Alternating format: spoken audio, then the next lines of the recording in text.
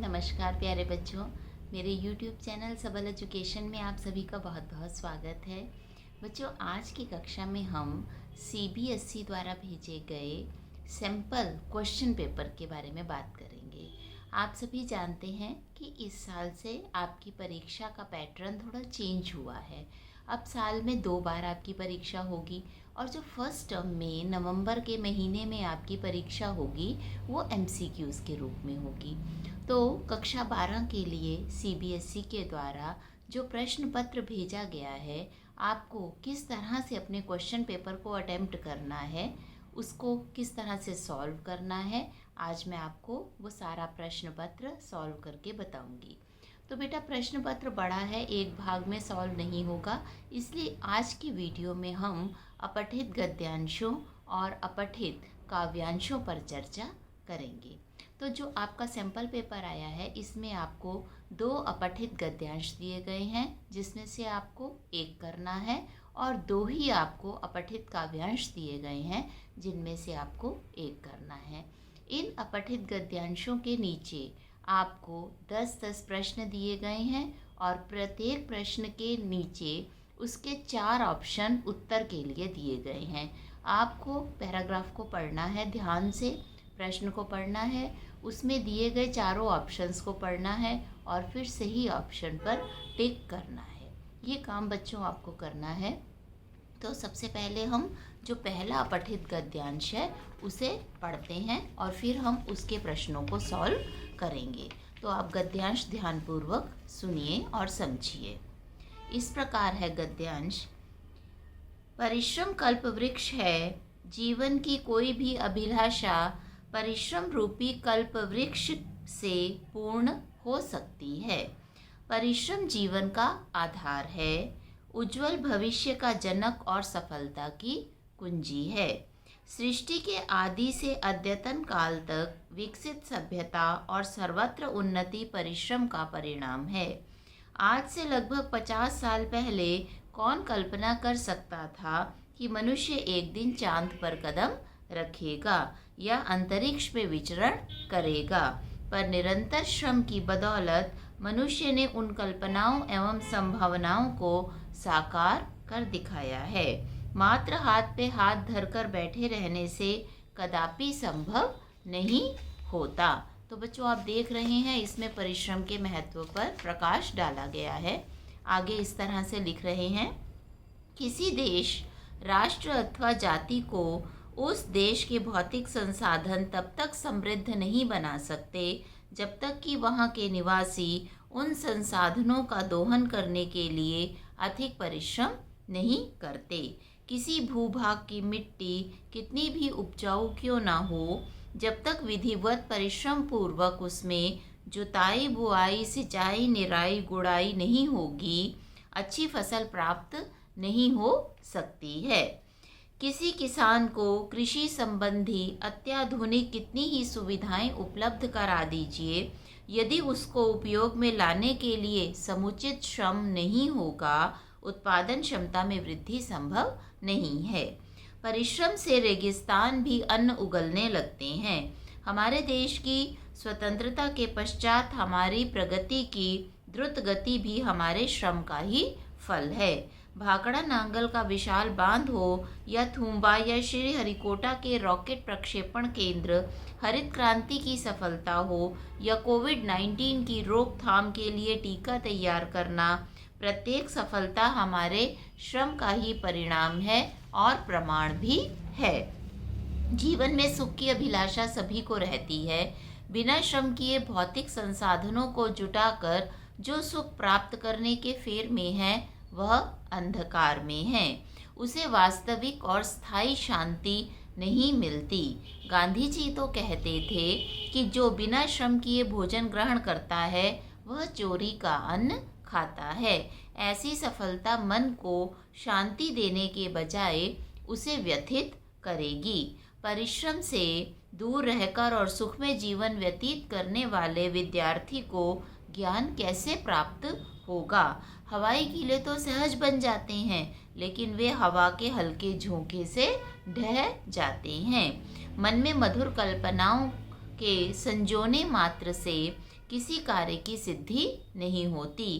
कार्य सिद्धि के लिए उद्यम और सतत उद्यम आवश्यक है। तुलसीदास जी ने सत्य ही कहा है, सकल पदार्थ है जग माही, कर्महीन ना पावत ताही। अर्थात इस दुनिया में सारी चीज़ें हासिल की जा सकती हैं, लेकिन वे कर्महीन व्यक्ति को कभी नहीं मिलती हैं। अगर आप भविष्य में सफलता की फसल काटना चाहते हैं तो आपको उसके लिए बीज आज ही बोने होंगे। आज बीज नहीं बोएंगे तो भविष्य की फसल काटने की उम्मीद कैसे कर सकते हैं। पूरा संसार कर्म और फल के सिद्धांत पर चलता है, इसलिए कर्म की तरफ आगे बढ़ना होगा। यदि सही मायनों में सफल होना चाहते हैं तो कर्म में जुट जाए और तब तक जुटे रहें जब तक कि सफल न हो जाएं। अपना एक एक मिनट अपने लक्ष्य को समर्पित कर दें। काम में जुटने से आपको हर वस्तु मिलेगी जो आप पाना चाहते हैं। सफलता, सम्मान, धन, सुख या जो भी आप चाहते हैं। तो बच्चों, ये है पैराग्राफ। आपको समझ में आया होगा कि इस पैराग्राफ में सफलता परिश्रम करने से ही मिलती है। हमें परिश्रम करके ही सफलता रूपी फसल को तैयार करना है। जो व्यक्ति आज परिश्रम कर रहा है, कड़ी मेहनत कर रहा है, पूरी ईमानदारी से काम कर रहा है, कल उसको सफलता मिलनी निश्चित है। ये लेखक ने इस गद्यांश में मुख्य रूप से बताया है। अब इस गद्यांश पर आधारित जो जो प्रश्न आपसे पूछे गए हैं वो वहाँ हल सहित आपको बता रही हूँ, उनके उत्तर भी एक्सप्लेन आपको कर रही हूँ। तो पहला प्रश्न यहाँ पूछा गया है, गद्यांश में परिश्रम को कल्प वृक्ष के समान बताया गया है क्योंकि इससे, आपके ऑप्शंस हैं, भौतिक संसाधन जुटाए जाते हैं, परिश्रमी व्यक्ति वृक्ष के समान परोपकारी होता है, इच्छा दमन करने से बल प्राप्त होता है, व्यक्ति की इच्छाओं की पूर्ति संभव है। तो बेटे, परिश्रम ऐसा कल्प वृक्ष है जिसके द्वारा व्यक्ति की इच्छाओं की पूर्ति संभव है। तो चौथा यहाँ पर सही उत्तर है। प्रश्न 2 है, गद्यांश में अच्छी फसल प्राप्त करने के लिए कहे गए कथन से स्पष्ट होता है कि नंबर 1, भौतिक संसाधनों का दोहन करना आवश्यक है, संसाधनों की तुलना में परिश्रम की भूमिका अधिक है, ज्ञान प्राप्त करने के लिए परिश्रम आवश्यक है, कष्ट करने से ही कृष्ण मिलते हैं। तो बेटा, इसका सही उत्तर है नंबर 2, संसाधनों की तुलना में परिश्रम की भूमिका अधिक है। अगर हम कठिन परिश्रम करते हैं तो कम संसाधनों में भी हम सफलता प्राप्त कर सकते हैं। प्रश्न नंबर 3 है, भारत के परिश्रम के प्रमाण क्या क्या बताए गए हैं। आपके ऑप्शंस हैं, बांध, कोविड-19 की रोकथाम का टीका, प्रक्षेपण केंद्र, ख, कोविड-19 की रोकथाम का टीका, प्रक्षेपण केंद्र, रेगिस्तान। नंबर 3, कोविड-19 की रोकथाम का टीका, प्रक्षेपण केंद्र, हवाई पट्टियों का निर्माण। और नंबर 4, वृक्षारोपण, कोविड-19 की रोकथाम का टीका, प्रक्षेपण केंद्र। तो बच्चों, परिश्रम के प्रमाण यहाँ पर जो बताए गए हैं वह उत्तर 1 है, बांध, कोविड-19 की रोकथाम का टीका और प्रक्षेपण केंद्र। प्रश्न नंबर 4 है, कैसे व्यक्ति को अंधकार में बताया गया है। आपके ऑप्शंस हैं, नंबर 1 श्रमहीन व्यक्ति, नंबर 2 विश्रामहीन व्यक्ति, नंबर 3 नेत्रहीन व्यक्ति, नंबर 4 प्रकाशहीन व्यक्ति।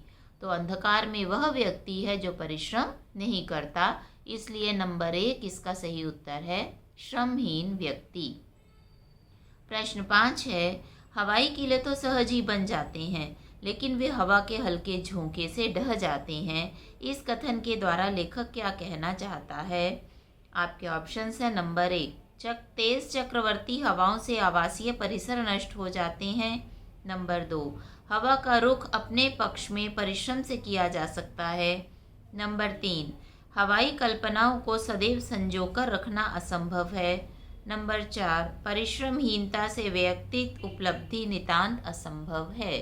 तो नंबर 4 इसका सही उत्तर है कि परिश्रम ना करने से व्यक्तिगत सफलता व्यक्ति को नहीं मिलती है। ऐसी सफलता जो हमेशा स्थायी रहे वह सफलता कठिन परिश्रम से ही मिलती है।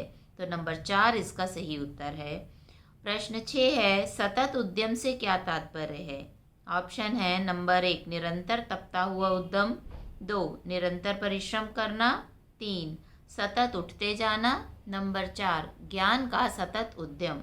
तो इसका सही उत्तर है नंबर 2 निरंतर परिश्रम करना। सतत उद्यम का अर्थ है निरंतर परिश्रम करना। नंबर 2 इसका सही उत्तर है। प्रश्न 7 है, किस अवस्था में प्राप्त सफलता मन को व्यथित करेगी? आपके ऑप्शंस है नंबर 1 सकल पदार्थ द्वारा प्राप्त करने पर, नंबर 2 भौतिक संसाधनों द्वारा प्राप्त करने पर, नंबर 3 दूसरों द्वारा किए गए अथक प्रयासों से, नंबर 4 आसान व श्रमहीन तरीकों से प्राप्त करने पर। तो मन को जो व्यथित करेगी वो है दूसरों द्वारा किए गए अथक प्रयासों से, जिसमें व्यक्ति ने खुद कुछ भी मेहनत नहीं की, कोई भी अपना श्रम नहीं लगाया। तो उत्तर 3 जो है वो इसका सही उत्तर है। प्रश्न 8 है, स्वतंत्रता शब्द से उपसर्ग व प्रत्यय अलग करने पर होगा। ऑप्शंस हैं स्व जमा तंत्र जमाता, दूसरा है सु जमा तंत्र जमाता, तीसरा है स व तंत्र जमाता, चौथा है स जमा वत जमाता। तो इसका सही जो उपसर्ग और प्रत्यय अलग हुए हैं वो 1 नंबर ऑप्शन में हुए हैं, स्व जमा तंत्र जमा ता। स्व जहाँ उपसर्ग है और ता यहाँ प्रत्यय का प्रयोग किया गया है। प्रश्न नंबर 9 है, समुचित शब्द का अर्थ है। आपके ऑप्शंस हैं नंबर 1 उपर्युक्त, नंबर 2 उपयुक्त, नंबर 3 उपभोक्ता, नंबर 4 उपक्रम। तो बच्चों सही उत्तर है नंबर 2 उपयुक्त। समुचित शब्द का जो सही अर्थ है वो है उपयुक्त। प्रश्न नंबर 10 है, गद्यांश के लिए उपयुक्त शीर्षक है। ऑप्शन है नंबर 1 परिश्रम और स्वतंत्रता, नंबर 2 परिश्रम सफल जीवन का आधार, नंबर 3 परिश्रम और कल्पना, नंबर 4 परिश्रम और कल्पना की उड़ान। तो बेटा सबसे सही उत्तर जो है वो है ऑप्शन नंबर 2 परिश्रम सफल जीवन का आधार। तो इस तरह से वहाँ भी आपको प्रश्न दिए होंगे और आपको गद्यांश को पढ़कर सही उत्तर पर टिक करना होगा। अब आपको मैंने बताया था 2 गद्यांश आपको दिए होंगे, दोनों में से आपको एक करना होगा। तो अब यहाँ पर अथवा लिखकर जो दूसरा गद्यांश दिया गया है, पहले हम उसका सस्वर वाचन करते हैं, फिर उस पर आधारित प्रश्नों को समझेंगे। तो गद्यांश इस प्रकार है, विज्ञान प्रकृति को जानने का महत्वपूर्ण साधन है। भौतिकता आज आधुनिक वैज्ञानिक और तकनीकी प्रगति का स्तर निर्धारित करती है। विज्ञान केवल सत्य, अर्थ और प्रकृति के उपयोग के बारे में ही नहीं, बल्कि प्रकृति की खोज का एक क्रम है। विज्ञान प्रकृति को जानने का एक महत्वपूर्ण साधन है। वह प्रकृति को जानने के विषय में हमें महत्वपूर्ण और विश्वसनीय ज्ञान देता है। व्यक्ति जिस बात पर विश्वास करता है वही उसका ज्ञान बन जाता है। कुछ लोगों के पास अनुचित ज्ञान होता है और वह उसी ज्ञान को सत्य मानकर उसके अनुसार काम करते हैं। वैज्ञानिकता और आलोचनात्मक विचार उस समय ज़रूरी होते हैं जब वह विश्वसनीय ज्ञान पर आधारित हों। वैज्ञानिक और आलोचक अक्सर तर्कसंगत विचारों का प्रयोग करते हैं। तर्क हमें उचित सोचने पर प्रेरित करते हैं। कुछ लोग तर्कसंगत विचारधारा नहीं रखते क्योंकि उन्होंने कभी तर्क करना जीवन में सीखा ही नहीं होता। तर्क मतलब किसी बात की सही और गलत, वो बात कितनी सही है या कितनी गलत है, इस पर विचार करना। आगे कह रहे हैं, प्रकृति वैज्ञानिक और कवि दोनों की उपास्या है। दोनों ही उससे निकटतम संबंध स्थापित करने की चेष्टा करते हैं, किंतु दोनों के दृष्टिकोण में अंतर है। वैज्ञानिक प्राकृतिक के बाह्य रूप का अवलोकन करता है और सत्य की खोज करता है, परंतु कवि बाह्य रूप पर मुग्ध होकर उससे भावों का तादात्म्य स्थापित करता है। वैज्ञानिक प्रकृति की जिस वस्तु का अवलोकन करता है उसका सूक्ष्म निरीक्षण भी करता है। चंद्र को देखकर उसके मस्तिष्क में अनेक विचार उठते हैं। उसका तापक्रम क्या है, कितने वर्षों में वह पूर्णतः शीतल हो जाएगा, ज्वार भाटे पर उसका क्या प्रभाव होता है, किस प्रकार और किस गति से वह सौरमंडल की परिक्रमा करता है और किन तत्वों से उसका निर्माण हुआ है। वह अपने सूक्ष्म निरीक्षण और अनवरत चिंतन से उसको एक लोक ठहराता है और उस लोक में स्थित ज्वालामुखी, पर्वतों और जीवनधारियों की खोज करता है।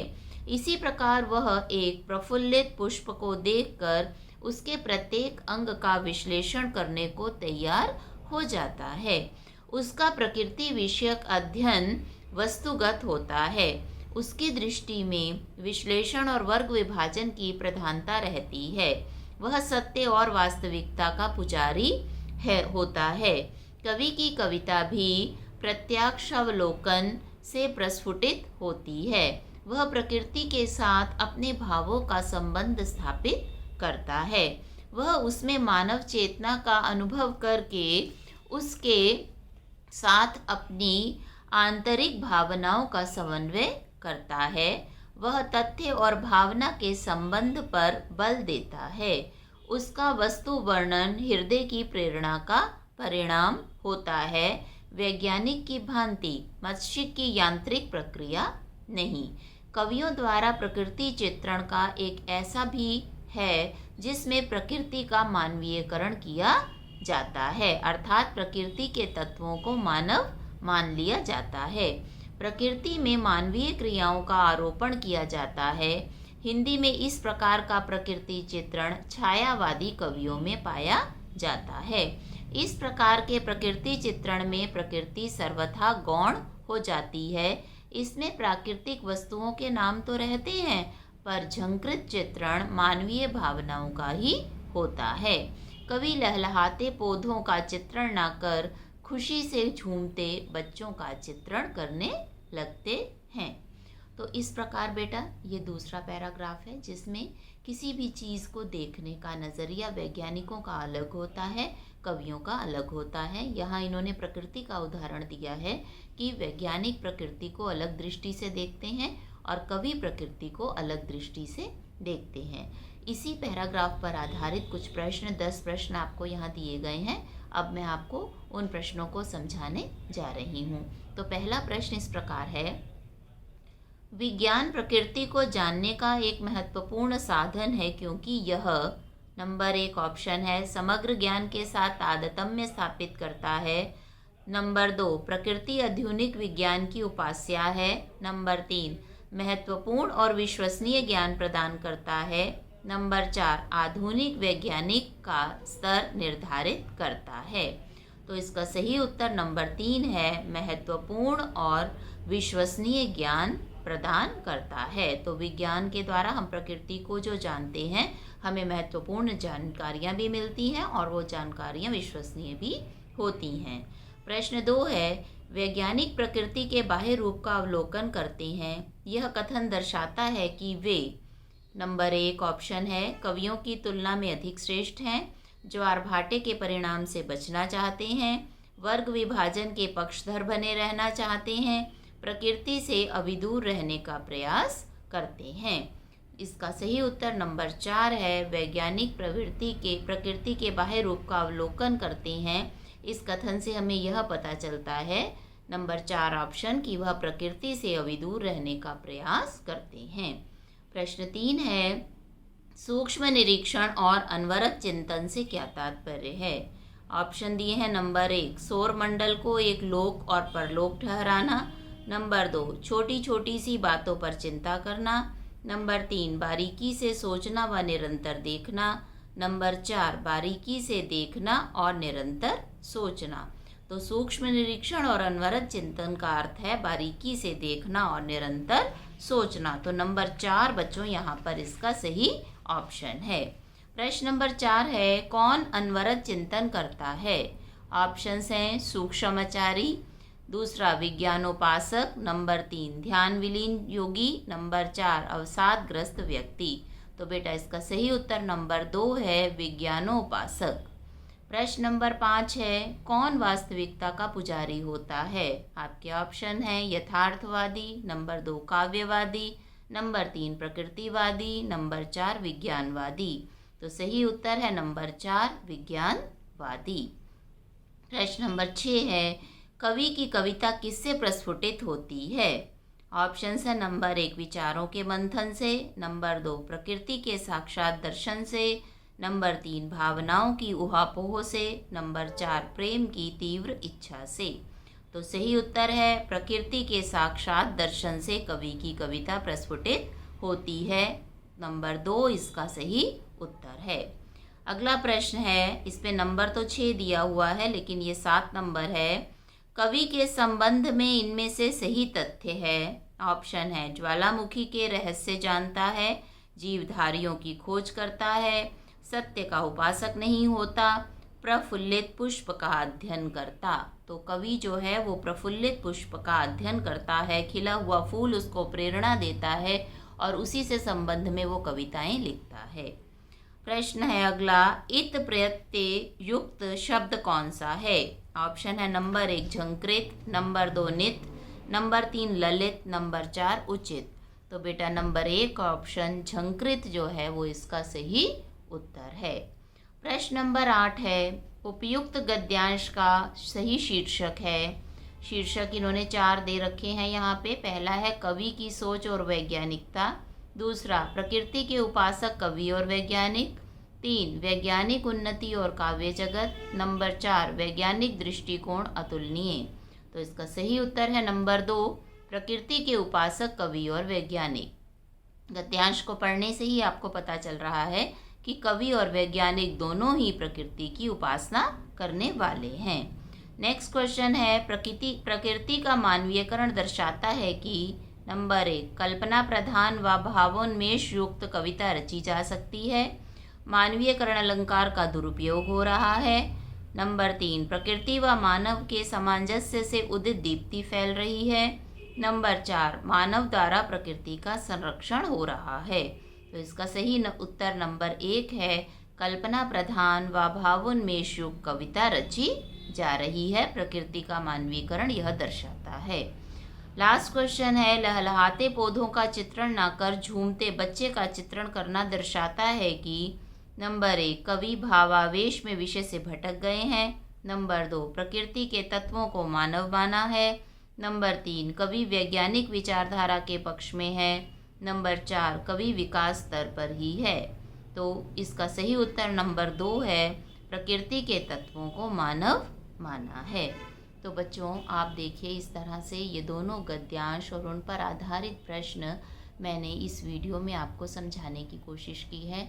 आशा है आपको ये गद्यांश और उन पर आधारित प्रश्न और उनके सही उत्तर पता चल गए होंगे।